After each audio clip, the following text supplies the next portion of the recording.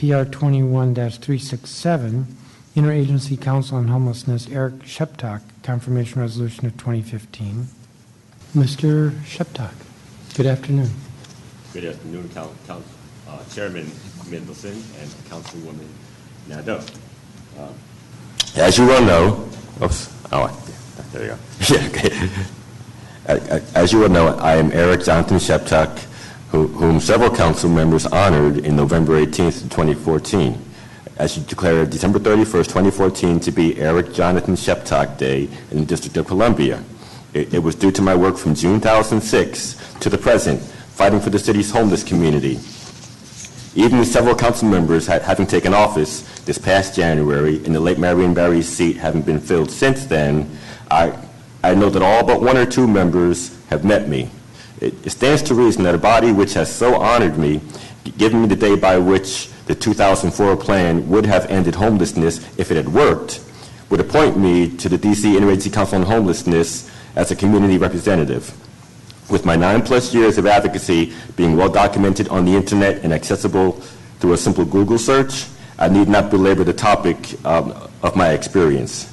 Even so, I will indeed point out that I attended the first ever ICH meeting under the auspices of then City Administrator Robert Bobb, as it was held on the 11th floor of 441 4th Street Northwest, the Judiciary Square building, in June 2006. I went to several of the ICH inaugural hearings, which were held in several locations that are easily accessed by the poor and homeless of the city.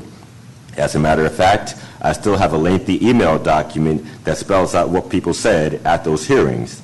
That document and the annual point in time count give me multiple points of reference that I can use to determine how well we are doing at ending homelessness or even improving the conditions that people must endure while homeless. Some might say that my critiques are at times as poignant as those given by the late, great Mitch Snyder, but anyone who knows me knows that I am a solution-oriented person. It has been my personal rule for over 25 years that I don't open my mouth to complain about something unless I have a possible solution, there being an obvious exception when I lack the necessary expertise. That said, I was quite bothered when I heard talk of a second multiple-year plan without anyone having looked at why Homeless No More has turned into Homes No More since 2004 passage. I was quite bothered by the fact that with the ICH normally discussing the increase or decrease in homeless people at the meeting which follows the publishing of the count results, there was no discussion of the 13% one-year increase to 7,748 people at the June 2014 ICH meeting. I dug and got answers as to why. A pertinent skill of mine. It should be noted that I am currently building the conversation around the feature of the Federal City Shelter, also known as CCNV, though I'm not the only one.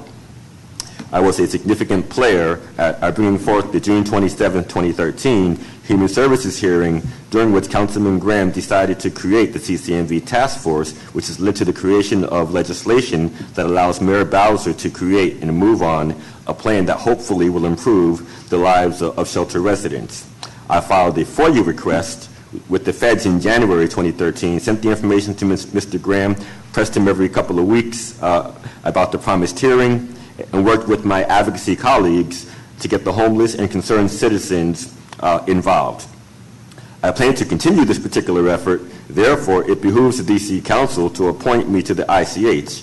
After all, me being on the ICH causes me to have to play nicely in the sandbox. Whether I'm poignant or polite, my dedication to ending homelessness is clearly unwavering. However, my vision and goals are not defined by what we are ending so much as what we are beginning and creating.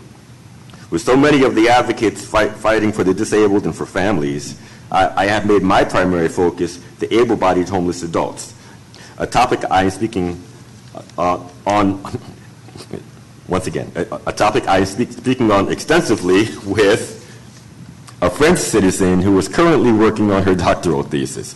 That said, I envision a world in which any full-time worker can afford all of life's necessities without government assistance, with those who can't work being provided for.